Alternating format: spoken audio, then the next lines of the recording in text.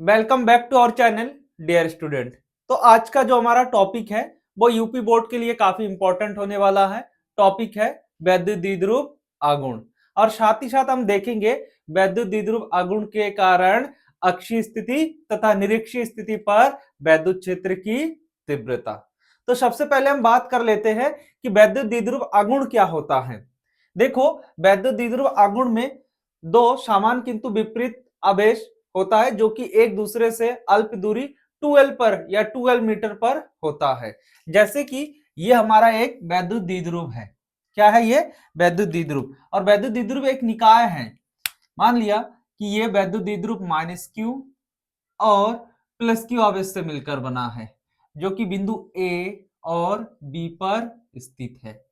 और इनके बीच की जो अल्प दूरी है, ध्यान से देखना, इनकी बीच की जो अल्प दूरी है वो मैंने मान लिया वो 2l है। इनके बीच की अल्प दूरी क्या है? 2l।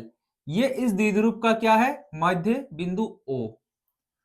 अब मध्य बिंदु O से अगर पूरा दूरी 2l है तो मध्य बिंदु O से +q तक की दूरी l, फिर मध्य बिंदु O से -q की तक की दूरी को क्या कहते हैं?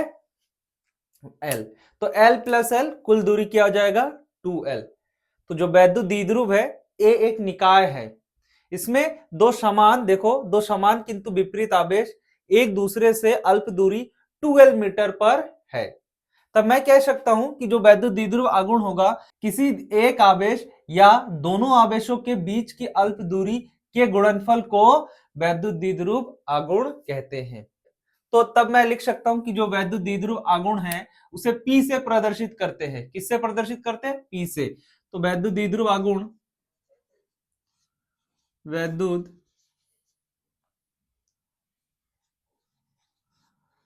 द्विध्रुव आघूर्ण,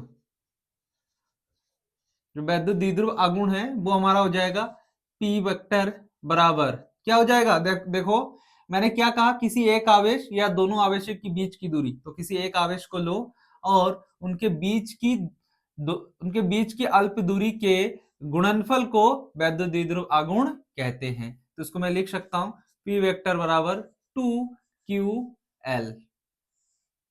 और इसका मात्रक जो होता है, इसका मात्रक, वैद्युत द्विध्रुव आघूर्ण का मात्रक हो जाएगा तुम्हारा, मात्रक क्या हो जाएगा? मात्रक कूलम मीटर। मात्रक क्या हो जाएगा? Coulomb metre. और मैं कहूं बीमा, तो बीमा क्या हो जाएगा? इसका जो बीमा होगा वो होगा mlt। क्या हो जाएगा? mlt। ये इसका बीमा हो जाएगा। ये वैद्युत द्विध्रुव का सूत्र, फॉर्मूला है ये वैद्युत द्विध्रुव आघूर्ण का। ये तुम्हारा मात्रक है और ये तुम्हारा बीमा है। तो ये हो गया वैद्युत द्विध्रुव। अब हम देखेंगे वैद्युत द्विध्रुव के कारण वैद्युत के अक्षीय स्थिति पर और उसके निरक्षीय स्थिति पर वैद्युत क्षेत्र की तीव्रता। ठीक है, तो यहां तक नोट करो। पहले वीडियो को पॉज करो 5 मिनट के लिए, जो मैंने कहा उसको कॉपी में नोट डाउन करो, फिर नीचे इसके फॉर्मूला और उसके मात्रक और क्या लिख लो? बीमा लिख लो। ठीक है, तो नोट डाउन करो, आगे हम कंटिन्यू करते हैं। ठीक है, अब हम कंटिन्यू करते हैं कि अक्षीय स्थिति पर कि वैद्युत द्विध्रुव के कारण अक्षीय स्थिति पर वैद्युत क्षेत्र की तीव्रता, intensity of electric field on axis. अब मुझे ये द्विध्रुव है, इसके अक्ष पर हमें क्या निकालना है? वैद्युत क्षेत्र। अब अक्ष को कैसे पहचानना है? देखो, मान लो ये हमारे पास एक द्विध्रुव है, यहां पर ये -q आवेश है, यहां पर ये +q आवेश है। इसका जो अक्ष होगा, अक्ष ये जो आपको दिख रहा है ये पृष्ठीय क्षेत्रफल, हमेशा अक्ष को कहां से खींचा जाता है? पृष्ठीय क्षेत्रफल से। ये इसका पृष्ठीय क्षेत्रफल है तो इससे ये अक्ष खींचा जाएगा। तो इसका जो अक्ष होगा वो इस लाइन पर होगा और इस लाइन पर। अगर मैं इसको खींच के लंबा करूं तो जिधर ये जा रहा है इधर ही इसका अक्ष होगा, और जो निरक्ष होगा इन लाइन को छोड़कर या तो ऊपर या तो नीचे। तो जो भी पृष्ठीय क्षेत्रफल होता है, मतलब ये जो क्षेत्रफल होता है, इसी से अक्ष निकलता है। तो मैं कह सकता हूं अक्ष या तो इधर होगा या तो इधर होगा। मैं क्या करूंगा कि मूल बिंदु से आर, अक्ष पर ही मूल बिंदु से आर दूरी पर कोई बिंदु ले लूंगा और उस बिंदु पर मुझे इन दोनों आवेशों के कारण प्लस क्यू और माइनस क्यू आवेश के कारण क्या निकालना है, वैद्युत क्षेत्र। क्या इतना क्लियर है? ठीक है, तो अक्ष और निरक्ष समझ गए कैसे लेना है? तो अगर समझ गए तो अब मैं कंटिन्यू करता हूं। मान लो ये हमारा एक द्विध्रुव है। अब इसका अक्ष इधर से निकलेगा या तो इधर से, तो मैं इधर ले रहा हूं कि मध्य बिंदु से आर दूरी पर, मध्य बिंदु से आर दूरी पर मैं एक बिंदु लेता हूं।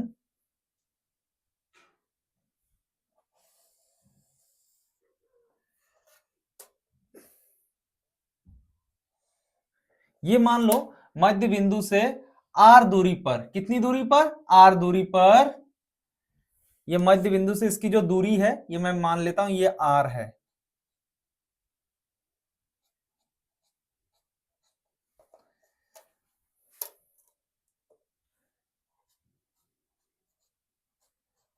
मध्य बिंदु से इसकी दूरी क्या है, आर है।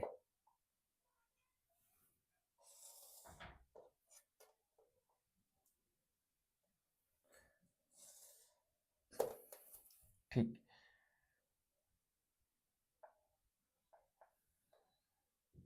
मध्य बिंदु से ये दूरी क्या ले लिया मैंने, आर। तो आर दूरी पर एक कोई बिंदु P है। क्या है, P है। अब मुझे प्लस क्यू के कारण इस बिंदु पर और माइनस क्यू के कारण इस बिंदु पर क्या निकालना है, वैद्युत क्षेत्र की तीव्रता। देखो, तो इस पर वैद्युत क्षेत्र की तीव्रता कैसे निकलूंगा? मैं जानता हूं कि जब भी किसी बिंदु आवेश के कारण वैद्युत क्षेत्र निकाला जाता है तो जिस बिंदु पर वैद्युत क्षेत्र निकालना है उनके बीच की दूरी पता होना चाहिए। तो अगर मान लो मुझे प्लस क्यू आवेश के कारण बिंदु P पर जो वैद्युत क्षेत्र निकालना है चाहिए, तो मुझे कहां, यहां तक की क्या चाहिए, दूरी, कि B से यहां तक की जो दूरी है, मतलब प्लस क्यू किस पर है, B पर, B से P तक की मुझे दूरी चाहिए। तो बताओ मैं इस दूरी को कहां से लूं? देखो, सबसे पहली बात, मैंने जो ये बिंदु P लिया ये कहां से लिया, मूल मध्य बिंदु से लिया। तो तुम चाहे प्लस क्यू आवेश से लो या तुम माइनस क्यू आवेश से लो, तुम्हें दूरी हमेशा कहां से मानते हुए चलना है, मध्य बिंदु से मानते हुए चलना है। तो मान लो अगर तुम्हें इतना दूरी निकालना है, तुम्हें यहां तक की दूरी निकालना है, तो क्योंकि सभी दूरी कहां से लेना है, मध्य बिंदु से, तो मध्य बिंदु से पूरा दूरी कितना है, आर है। अब पूरा दूरी आर है, इतना मैं अगर काट दूं तो क्या मुझे इतना दूरी मिल जाएगा? क्योंकि ये दूरी पता है, यहां से जो यहां तक की दूरी है ये मुझे पता है, ये दूरी क्या है, एल है। यहां से यहां तक की दूरी क्या है, एल है। तो अगर यहां से यहां तक की दूरी पता है एल, तो अगर मुझे यहां से यहां तक की दूरी पता है तो ये दूरी निकाल सकता हूं। क्योंकि मुझे पूरा दूरी पता है तो पूरा दूरी से मैं इस दूरी को माइनस कर दूंगा तो मुझे ये दूरी मिल जाएगा। तो क्या करना है कि पूरा दूरी आर है, आर में से अगर मैं एल माइनस कर दूंगा तो मुझे ये दूरी मिल जाएगा। तो मैं कह सकता हूं यहां से जो इसकी दूरी होगा, बिंदु P की जो दूरी होगा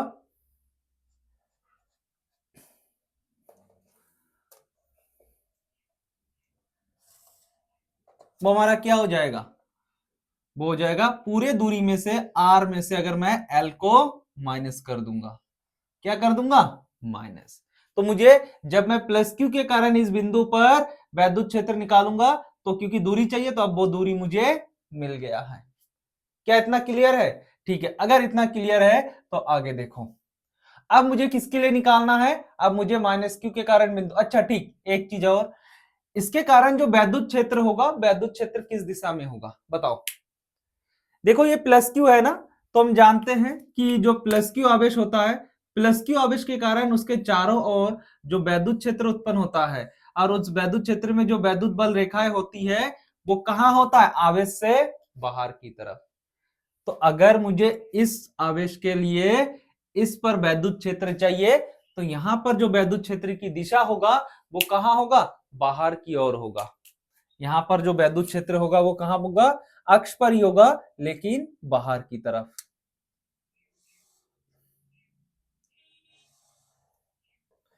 ये वैद्युत क्षेत्र क्या होगा, कहां, बाहर की तरफ। ये Q1 है तो मैंने मान लिया इसे E1 कि प्लस क्यू के कारण जो वैद्युत क्षेत्र होगा वो कहां होगा, बाहर की तरफ। अब मुझे किसके लिए निकालना है? माइनस क्यू आवेश के लिए। अगर मुझे माइनस क्यू आवेश के लिए निकालना है तो मुझे यहां से बिंदु P तक की दूरी चाहिए। तो यहां से अगर P तक की मुझे दूरी चाहिए तो ये दूरी कैसे निकालूंगा? मुझे पता है यहां से यहां तक की जो दूरी है वो कितनी है? L। यहां से यहां तक की दूरी कितनी है? L। तो यहां से यहां तक की दूरी L और फिर यहां से यहां तक की दूरी R। तो अगर मैं R दूरी में L दूरी जोड़ दूं तो क्या ये कुल दूरी हो जाएगा? क्योंकि यहां से यहां तक की दूरी देखो, मैं पहले यहां से उठता हूं, यहां से यहां तक आता हूं, फिर यहां से यहां तक, तो R प्लस L। तो अगर तुम जब माइनस क्यू के कारण बिंदु P पर क्या निकालोगे? वैद्युत क्षेत्र, तो वो दूरी कितना होगा? R plus L। तो अगर मैं ये दूरी लिखने जाऊं तो ये दूरी क्या हो जाएगा हमारा?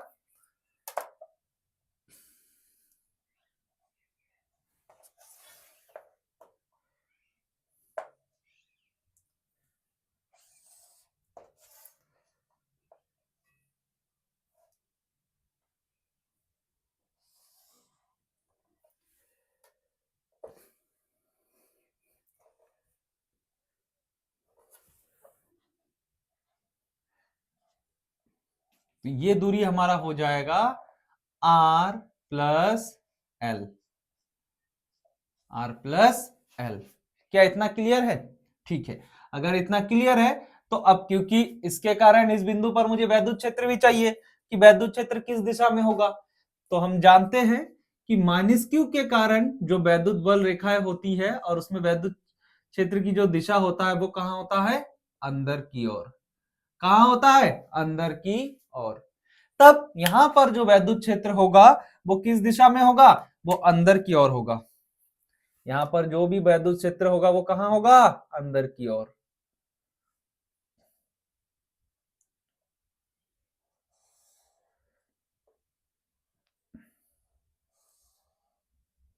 ठीक है।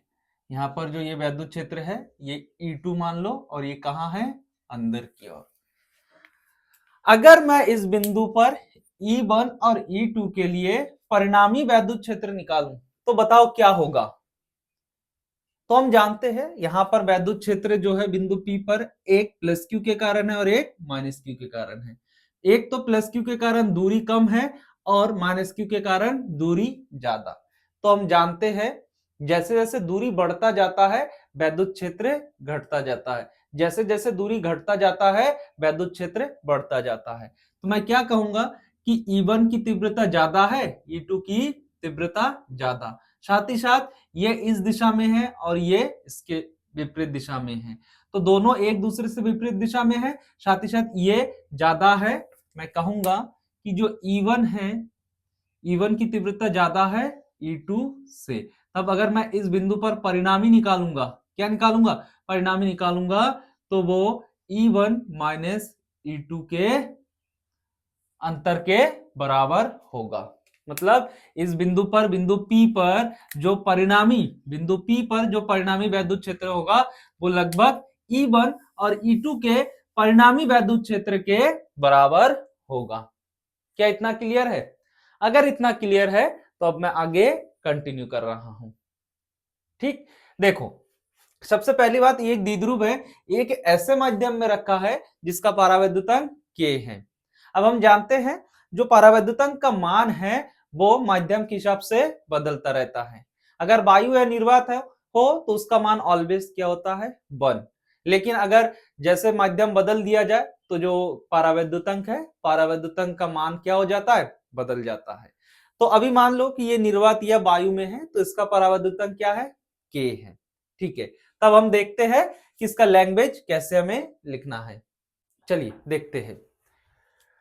देखो, सबसे पहले क्या लिखना है कि माना वैद्युत द्विध्रुव एक ऐसे माध्यम में रखा है जिसका परावैद्युतांक क्या है? K है। माना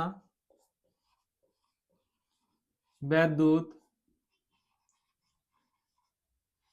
द्विध्रुव एक ऐसे माध्यम में रखा है,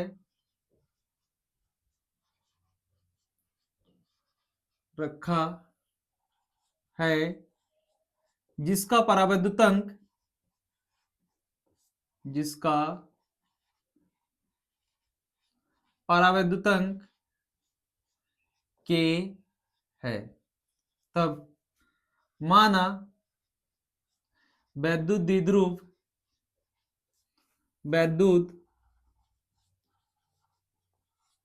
द्विध्रुव माइनस क्यू व प्लस क्यू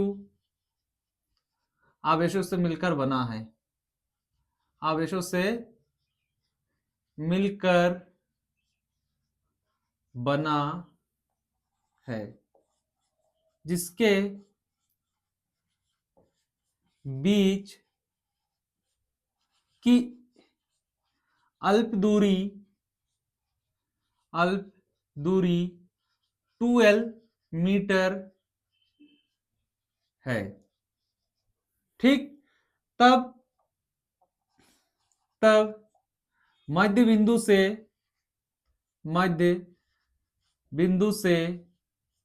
R दूरी पर एक बिंदु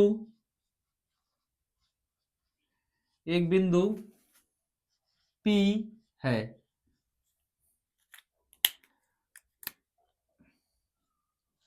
जहां वैद्युत क्षेत्र की तीव्रता ज्ञात करनी है, तीव्रता ज्ञात करनी है। क्या इतना क्लियर है कि मूल बिंदु से R दूरी पर एक बिंदु P है जहां पर मुझे वैद्युत क्षेत्र की तीव्रता ज्ञात करनी है, और द्विध्रुव किससे मिलकर बना है? माइनस क्यू व प्लस क्यू आवेश से मिलकर बना है, उसकी बीच की अल्प दूरी क्या है? 2L है। तब मुझे सबसे पहले किसके लिए देखो, तब माइनस क्यू व प्लस क्यू या प्लस क्यू व माइनस क्यू आवेश के कारण वैद्युत क्षेत्र E1 व E2 है, तथा परिणामी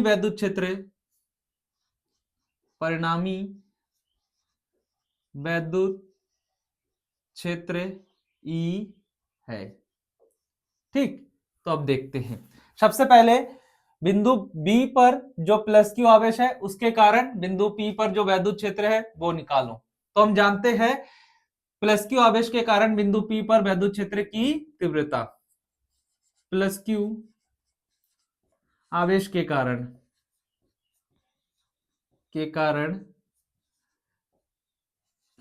बिंदु P पर वैद्युत क्षेत्र की तीव्रता क्या हो जाएगा? बिंदु प्लस क्यू आवेश के कारण ना, तो हम जानते हैं किसी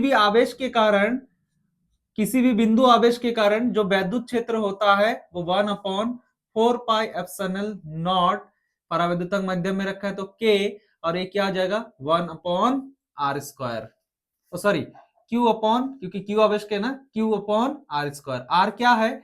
जब मैं इस आवेश के लिए निकाल रहा हूं तो दूरी क्या है? R-L का स्क्वायर।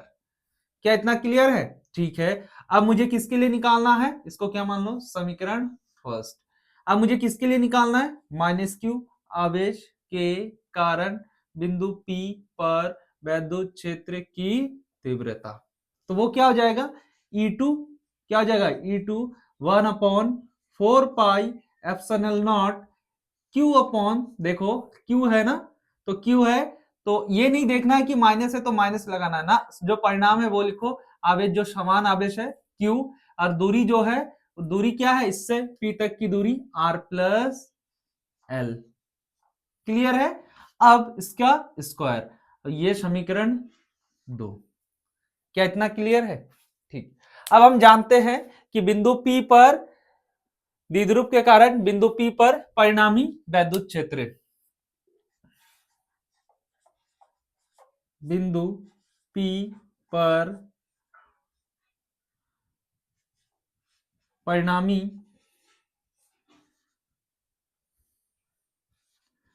वैद्युत क्षेत्र परिणामी वैद्युत क्षेत्र क्या हो जाएगा? परिणामी वैद्युत क्षेत्र क्या हो जाएगा? परिणामी वैद्युत क्षेत्र मैंने अभी ये समझाया था ना, तो क्या हो जाएगा? E1 minus E2। बिंदु P पर जो परिणामी वैद्युत क्षेत्र है वो E1 माइनस E2। अब समीकरण 1/2 से E1/E2 का मान कहां रखने पर? इस समीकरण में रखने पर। चलो रखो, इस समीकरण में रखो। तो अगर मैं इस समीकरण में रखता हूं, बिंदु P पर जो परिणामी वैद्युत क्षेत्र है E1 का मान 1/4 पाई, यहाँ के भी तो होगा, एक चीज यहाँ के छूट गया, क्या हो जाएगा? Q upon R minus L का स्क्वायर माइनस 1/E2 की value epsilon naught K Q upon R plus L का स्क्वायर। अब इन दोनों से देखो क्या कॉमन हो रहा है। अगर मैं इन दोनों से कॉमन देखूं तो कॉमन 1 अपॉन, साथ में Q भी है, दोनों से क्या कॉमन है? एक तो Q कॉमन है, साथ ही साथ 4 pi epsilon not K common है। तो क्या आ जाएगा?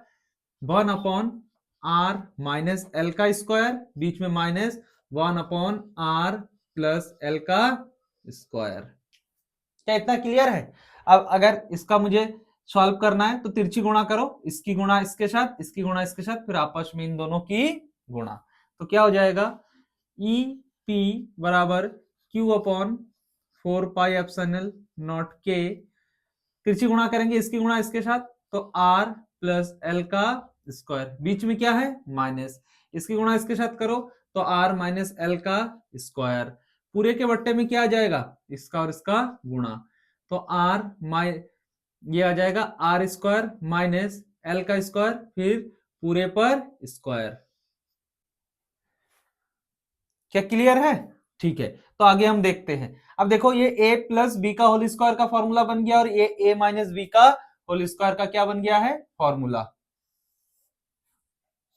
तो हम जानते हैं कि a प्लस बी का होल स्क्वायर का formula a square plus 2ab plus B square होता है। माइनस में बस कहां आ जाता है? यहां पर माइनस आ जाता है।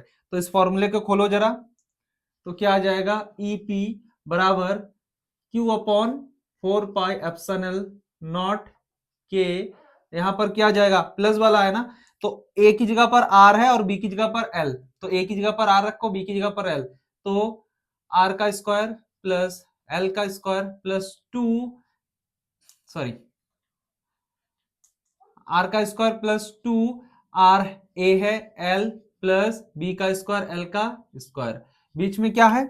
माइनस, ये भी माइनस में है तो ब्रैकेट में रखो अभी, क्योंकि माइनस गुणा होगा, माइनस वाला है, तो R square minus 2RL plus L का स्क्वायर, क्योंकि देखो A square minus B square, बट्टे में क्या?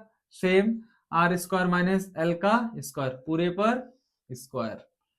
अब माइनस अंदर गुणा होगा, तो ई पी बराबर Q upon 4 pi epsilon naught K, और ये आर स्क्वायर ये तो ऐसे रहेगा, माइनस अंदर गुणा होगा, जो माइनस वाला है वो प्लस हो जाएगा, जो प्लस वाला है वो माइनस, तो ये प्लस का ये किसका हो जाएगा? Minus, minus plus minus, minus minus plus 2RL, minus plus minus L का स्क्वायर, साथ ही साथ आर स्क्वायर माइनस एल का स्क्वायर, पूरे का स्क्वायर, आर स्क्वायर से R square cancel, L square से एल स्क्वायर कैंसिल, ये क्या आ जाएगा? 2RL plus 2RL, RL RL same है तो 2 और 2 कितना हो जाएगा? 4। तो ई पी बराबर Q upon 4 pi epsilon naught K, ये क्या आ जाएगा? 4RL बट्टे में R square minus L square और पूरे पर स्क्वायर। अब एक चीज देखो, ये जो आर स्क्वायर और एल स्क्वायर, इनमें अंतर देखो, देखो जो आर है ना, आर यहां से यहां तक की दूरी है, और जो एल है वो द्विध्रुव से मध्य बिंदु से आवेश तक की दूरी है। तो अगर ये देखा जाए, कंपेयर किया जाए, तो द्विध्रुव जो होता है बहुत सूक्ष्म होता है, और उसके कारण हम जब भी किसी दूरी पर लेते हैं तो वो मीटरों में लेते हैं कि इतने मीटर पर हमें ये वैद्युत क्षेत्र निकालना है। तो जब हम इसको कंपेयर करते हैं तो ये जो एल दूरी होता है वो आर के तुलना में बहुत अल्प होता है, बिल्कुल नगण्य होता है, ना के बराबर। तो मैं कह सकता हूं कि आर की तुलना में एल जो है वो क्या है, नगण्य है। देखो, तो मैं कह सकता हूं कि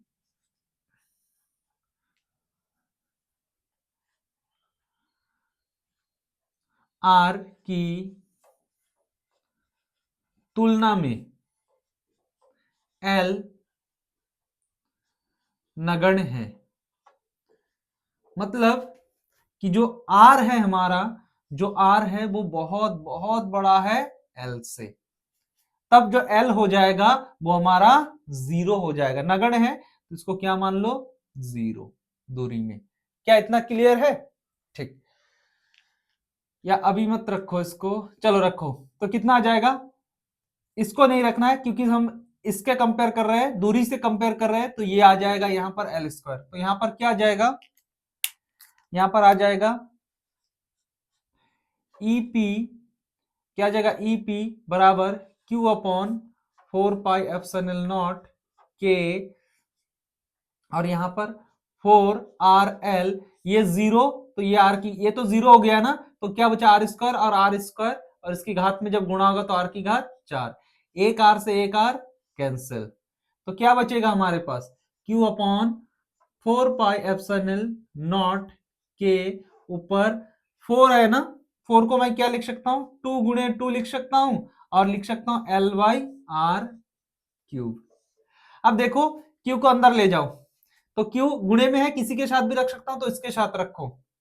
तो EP बराबर Q, सॉरी Q लेके जा रहा हूं ना अंदर, तो 1 अपॉन, थोड़ा नीचे लिखता हूं, EP 1 upon 4 pi epsilon naught के, जब अंदर जाएगा 2 गुणे इसके पास जाएगा तो 2QL बट्टे में R क्यूब। हम क्या जानते हैं, वैद्युत द्विध्रुव आघूर्ण,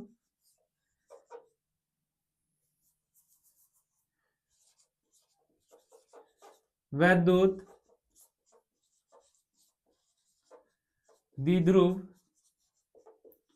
आघूर्ण P बराबर, P वेक्टर बराबर 2 या 2QL, तो जहां 2QL है वहां पर मैं क्या रख सकता हूं, वहां पर रख सकता हूं मैं P, क्या रख सकता हूं, P। तो देखो, इसकी जगह पे रख दो P, तो EP बराबर 1 upon 4 pi epsilon naught K, और ये आ जाएगा 2, और इस पूरे की जगह पर क्या आ जाएगा, P, और नीचे R क्यूब। क्या इतना क्लियर है? मैं जानता हूं जो माध्यम है वो हमारा कैसा है, निर्वात या वायु है, निर्वात अथवा वायु है। तो अगर निर्वात अथवा वायु है तो क्या आ जाएगा, K बराबर 1। तब मैं लिख सकता हूं बिंदु P पर जो परिणामी वैद्युत क्षेत्र है वो 1 upon 4 pi epsilon not 2P upon R cube, यही है हमारा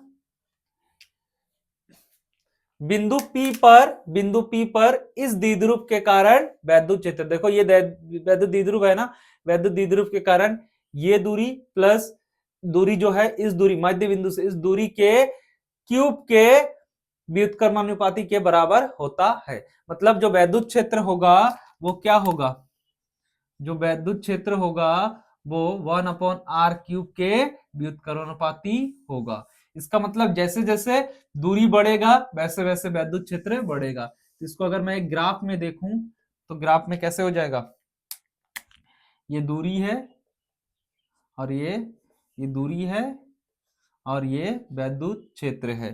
तो जैसे जैसे दूरी बढ़ेगा, जैसे जैसे दूरी बढ़ेगा वैद्युत क्षेत्र घटेगा, ऐसे बन जाएगा चित्र वैद्युत क्षेत्र और द्विध्रुव में, ओ सॉरी वैद्युत क्षेत्र और दूरी में ग्राफ। तो जो वैद्युत क्षेत्र है वो वैद्युत द्विध्रुव के कारण, सॉरी वैद्युत द्विध्रुव के कारण जो परिणामी वैद्युत क्षेत्र होता है वो ये होता है।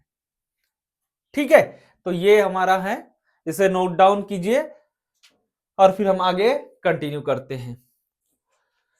ठीक है, अब हम वैद्युत द्विध्रुव के कारण उसके निरक्षीय पर वैद्युत क्षेत्र की तीव्रता निकालेंगे। वही मैंने कहा था, ये अगर वैद्युत द्विध्रुव है तो इसका अक्ष होगा निरक्ष, या तो इसके ऊपर या तो इसके नीचे होगा। तो देखो ये हमारा एक वैद्युत द्विध्रुव है। क्या है? वैद्युत द्विध्रुव, जो किससे मिलकर बना है? -q व +q आवेशों से मिलकर बना है। इनके बीच की जो अल्प दूरी है वो क्या है? 2l है। इनकी बीच की अल्प दूरी क्या है? 2l है, जो मध्य बिंदु से l प्लस l से मिलकर बना है। अब इसके निरक्ष पर मुझे कोई बिंदु है, उस बिंदु पर मुझे +q व -q आवेश के कारण अलग अलग वैद्युत क्षेत्र निकालना है। फिर उस बिंदु पर मुझे क्या निकालना है? परिणामी, उन दोनों के कारण परिणामी वैद्युत क्षेत्र। चलिए देखते हैं कि मध्य बिंदु से r दूरी पर, यह मध्य बिंदु है, मध्य बिंदु से r दूरी पर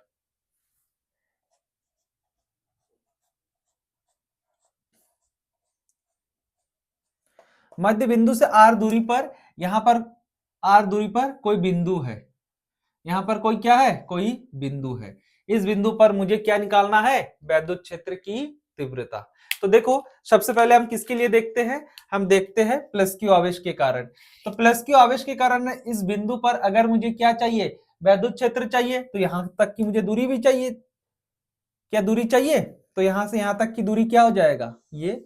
अब ये दूरी क्या मैं निकाल सकता हूं? हाँ, लेकिन इस बिंदु पर मुझे वैद्युत क्षेत्र भी पता होना चाहिए कि इस बिंदु पर +q आवेश के कारण वैद्युत क्षेत्र किधर है।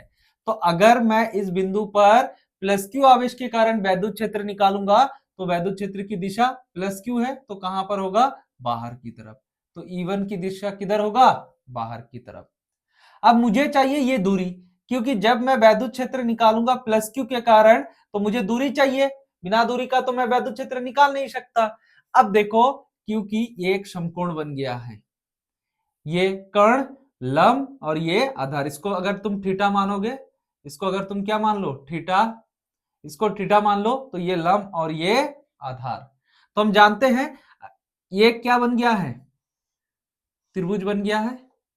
ये समकोण है, ये न्यून कोण है, तो ये कर्ण है, ये लंब है, ये आधार। तो क्या होता है? कर्ण स्क्वायर बराबर लंब का स्क्वायर प्लस आधार का स्क्वायर। यहां पर कर्ण का स्क्वायर निकालना है तो क्या आ जाएगा? लंब कितना है? लंब है r का स्क्वायर, और आधार कितना है? आधार है l का स्क्वायर। तो ये जो दूरी होगा ये r square plus l square होगा। क्या इतना क्लियर है? ठीक। सेम अब मुझे किसके कारण निकालना है? मुझे -q के कारण निकालना है। किसके कारण निकालना है? -q कारण। तो -q के कारण देखो, तो -q के कारण इस बिंदु पर जो वैद्युत क्षेत्र होगा, पहले तो दूरी ये होगा, इसके कारण जो वैद्युत क्षेत्र होगा, ध्यान से देखना, -q है ना, तो हम जानते हैं -q कहां? -q के कारण जो वैद्युत क्षेत्र उत्पन्न होता है वो कहां होता है? अंदर की ओर होता है। कहां होता है? अंदर की ओर। तो इसके कारण जो वैद्युत क्षेत्र होगा वो कहां होगा? अंदर की ओर। ये इसके कारण वैद्युत क्षेत्र। अब देखो, तो ये वैद्युत क्षेत्र क्या हो जाएगा? E2। दूरी सेम, अगर ये देखोगे तो ये भी एक समकोण बन गया है, ये न्यून कोण, तो इसमें भी दूरी क्या आ जाएगा? r स्क्वायर, दूरी हो जाएगा r स्क्वायर प्लस l का स्क्वायर। क्या इतना क्लियर है? ठीक है। अब पहला वैद्युत क्षेत्र इस दिशा में है E1, इस, और ये किस दिशा में है? इस दिशा में है। तो जो परिणामी वैद्युत क्षेत्र होगा ना, वो AB के, किसके? AB के समांतर होगा। मतलब हम जानते हैं, ध्यान से देखना, अगर एक +q हो हमारे पास और एक -q के आवेश हो, तो वैद्युत क्षेत्र किधर होता है? प्लस से -q के और होता है।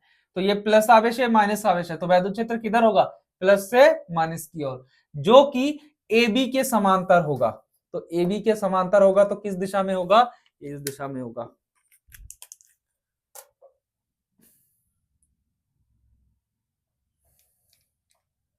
ये होगा इस दिशा में।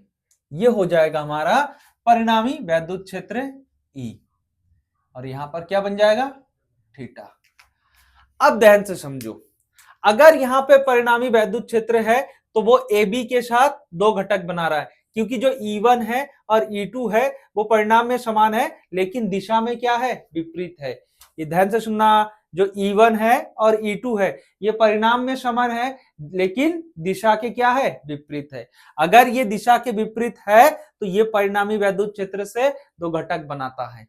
एक क्या होगा, जो ये ए बी है ना, ध्यान से सुनना मैं क्या कह रहा हूं, ये जो ए बी है पहली घटक क्या होगा, ए बी जो होगा ए बी के लंबवत होगा।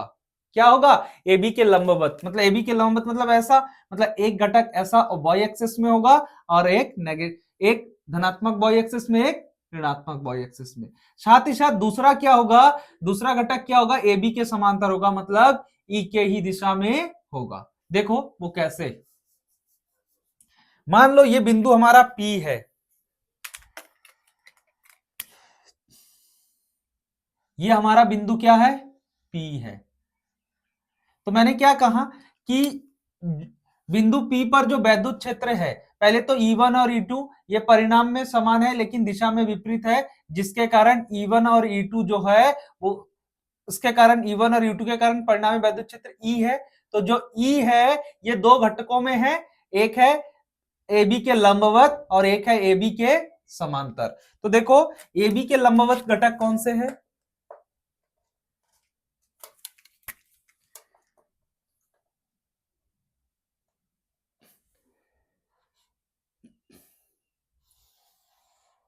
ये हो गया AB के लंबवत घटक, क्योंकि AB ऐसा है ना, और अगर ये AB के लंबवत घटक हो गया तो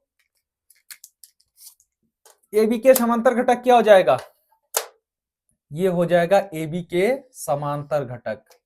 ये क्या हो जाएगा, ये हो जाएगा AB के समांतर घटक। तब मैं कह सकता हूं, ध्यान से देखना, तो इसमें जो घटक है, जो परिणामी वैद्युत क्षेत्र का घटक है वो क्या होगा। अब हम देखते हैं बिंदु P पर वैद्युत क्षेत्र किधर किधर है, बिंदु P पर वैद्युत जो क्षेत्र है वो किस किस दिशा में है, हम जानते हैं जो E1 है वो हमारा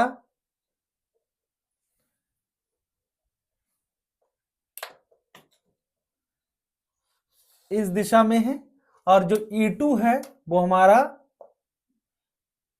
इस दिशा में है, यही तो है, ठीक है।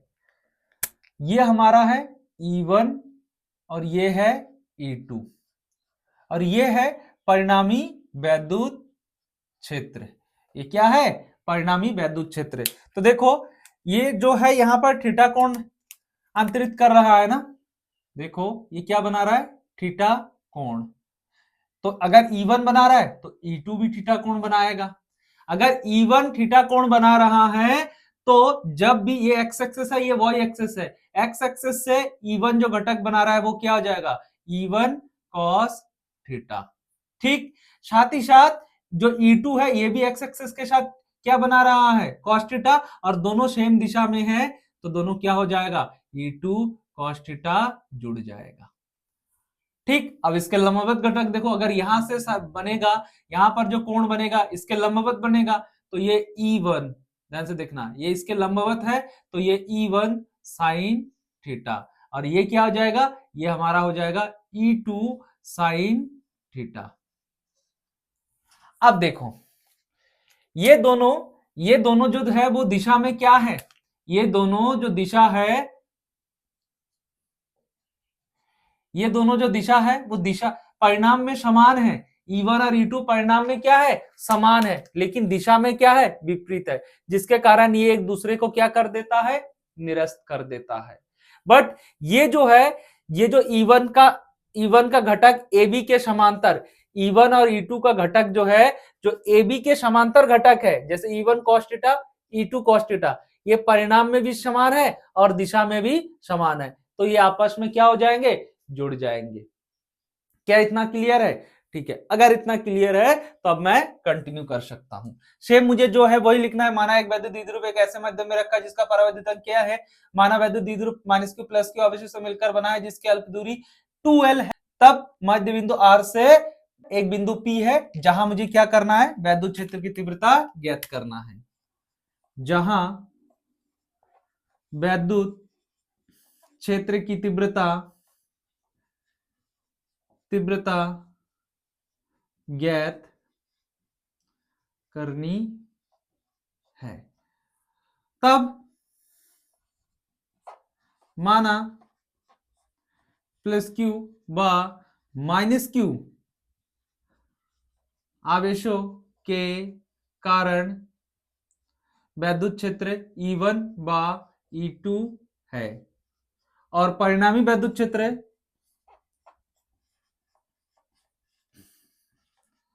परिणामी वैद्युत क्षेत्र E है। क्या है? E है। तब निकालो प्लस क्यू आवेश के कारण बिंदु P पर वैद्युत क्षेत्र। तो अगर मैं प्लस क्यू आवेश के कारण बिंदु P पर वैद्युत क्षेत्र निकालूंगा तो क्या आ जाएगा? मैं लिख नहीं रहा हूं, डायरेक्ट E1 क्या आ जाएगा? 1/4 pi epsilon naught K Q upon R square. R क्या है? ये है ना, क्या है? अंडरूट में आर स्क्वायर प्लस एल का स्क्वायर, पूरे पर स्क्वायर, तो स्क्वायर से अंडरूट कैंसिल, तो क्या आ जाएगा? E1 बराबर 1/4 pi epsilon naught K Q upon R plus R square plus L square. क्या इतना क्लियर है? ये हमारा समीकरण फर्स्ट। अब E2 क्या हो जाएगा? E2 हो जाएगा 1/4 पाई एप्सिलॉन नॉट के, ये भी क्या आ जाएगा? Q, और ध्यान से देखना ये स्क्वायर से अंडर कैंसिल हो जाएगा, तो ये भी क्या आ जाएगा? R square plus L square. तो ये हो जाएगा समीकरण 2। अब E1 और E2 को एक बार देखो जरा, क्या दोनों सेम है? देखो E1 और E2 में कोई अंतर है? नहीं। तो E1 और E2 में कोई अंतर नहीं है, तो E1 और E2 जो है वो एक्स एक्सिस मतलब AB के समांतर क्या हो जाएगा? घटक में जुड़ जाएगा। तो बिंदु P पर परिणामी, बिंदु P पर परिणामी वैद्युत क्षेत्र, वैद्युत क्षेत्र, जो परिणामी वैद्युत क्षेत्र होगा वो क्या होगा? E बराबर E1 cos theta plus E2 cos theta, E2 cos theta. दोनों से ध्यान से देखना, दोनों से क्या कॉमन है? cos theta cos। अब देखो क्योंकि E1 और E2 समान है, ध्यान देना, जो E1 और E2 है वो समान है ना, तो मैं कह सकता हूं कि जो E1 है वो E2 के समान है। तो अगर E1 E2 के समान है, देखो वैद्युत क्षेत्र E1 और E2 दोनों एक ही दिशा में है ना, एक्स एक्सिस में, तो दोनों आपस में कैसे हैं? समान है। तो मैं E1 की जगह पर E2 या E2 की जगह पर E1 रख सकता हूं। तो EP बराबर E1 cos theta plus E2 की जगह पर भी क्या कर लो? E1 cos थीटा, दोनों सेम आ गया, तो क्या आ जाएगा? EP बराबर 2E1 cos थीटा। क्या इतना क्लियर है? देखो क्या इतना क्लियर है? ठीक है, तो देखो यहां E1 की वैल्यू रखो। अगर मैं यहां E1 की वैल्यू रखूंगा तो EP बराबर क्या आ जाएगा? EP बराबर 2 गुणे 1/E1 की जो वैल्यू है वो रखो 4 pi epsilon Q, Q upon R square plus L का स्क्वायर, क्या यही होगा? और साथ में cos थीटा। अब cos थीटा कैसे निकालूं? देखो ये मैं त्रिभुज दिया है ना, क्योंकि हमारे पास ये समकोण दिया है, समकोण दिया है ना, ये कर्ण है, ये लंब है, ये हमारे पास दे रखा है, ये भी दे रखा है, ये भी दे रखा है ना। देखो ये दे रखा है, मैं इधर बनाता हूं, ये न्यून कोण है, ये कर्ण है हमारा आर स्क्वायर प्लस एल का स्क्वायर, लंब है हमारा आर और आधार है हमारा एल का एल। तो अगर मैं cos थीटा निकालूं तो cos थीटा बराबर क्या होता है? आधार बट्टे कर्ण। क्या होता है? आधार बट्टे कर्ण। तो आधार रखो जरा, आधार क्या है हमारा? आधार है लंब, और कर्ण क्या है? आर स्क्वायर प्लस एल का स्क्वायर। cos थीटा के जगह पर मैं क्या रख सकता हूँ? एल अपॉन आर का स्क्वायर। तो EP बराबर क्या जगह 2 उधर ले जाओ, 1/4 pi epsilon naught K 2Q by R square plus L का स्क्वायर। cos थीटा की जगह पर एल अपॉन क्या जाएगा? रूट में आर स्क्वायर प्लस एल का स्क्वायर, गुणा करो तो क्या आ जाएगा? 1/4πε0 के 2ql बाय, देखो इसमें घात, इसकी पूरी घात कितनी है, R square plus L square की घात 1 गुणे, इस पर अंडरूट है, जब अंडरूट हटेगा R square plus L square, तो अंडरूट का मतलब 1/2, गुणे में आधार समान है तो घातें जुड़ेगी, तो R square plus L square घात कितना हो जाएगा 1 प्लस 1/2, जो कि होगा R square plus L square की घात 3/2। तो मैं यहाँ क्या लिख सकता हूं कि जो आर स्क्वायर है प्लस एल स्क्वायर है वो कितना है, आर स्क्वायर है एल स्क्वायर है वो कितना है, वो है 3/2। कितना है 3/2। तब क्या आ जाएगा, जो ई पी है वो हमारा 1/4πε0, हम जानते हैं कि P बराबर क्या होता है 2ql, तो यहां पर क्या आ जाएगा P, और ये R square plus L square. क्या इतना क्लियर है, इस पूरे की घात 3/2, ठीक है। और हम जानते हैं जो R है, अभी हमने पिछले क्वेश्चन में देखा, वो L की तुलना में बहुत बड़ा है, तो L यहाँ पे क्या हो जाएगा 0, तो EP बराबर क्या हो जाएगा 1/4πε0 K और P बाय आर स्क्वायर, और पूरे पर 3/2, 2 से 2 कैंसिल, तो EP बराबर क्या आ गया हमारे पास, देखो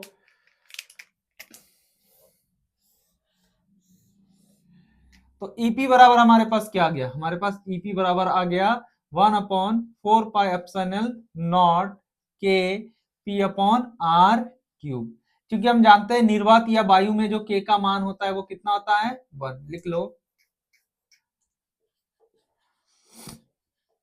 निर्वात अथवा वायु में जो K का मान होता है वो 1, तो हमारे पास जो EP आ जाएगा वो आ जाएगा 1/4πε0 P अपॉन R क्यूब, मतलब हमारे पास ये आ गया वैद्युत द्विध्रुव के कारण उसके निरक्ष पर जो बिंदु P है उस पर परिणामी वैद्युत क्षेत्र। अब एक चीज देखो, अभी हमने अक्षीय पर किया था ना, अक्षीय पर यहाँ कितना आया था 2 आया था ना, तो मैं कह सकता हूं जो अक्षीय का वैद्युत क्षेत्र है वो निरक्षीय के 2 गुना है, तो मैं कह सकता हूं कि अक्षीय वैद्युत क्षेत्र जो है वो निरक्षीय के वैद्युत क्षेत्र के दुगना है,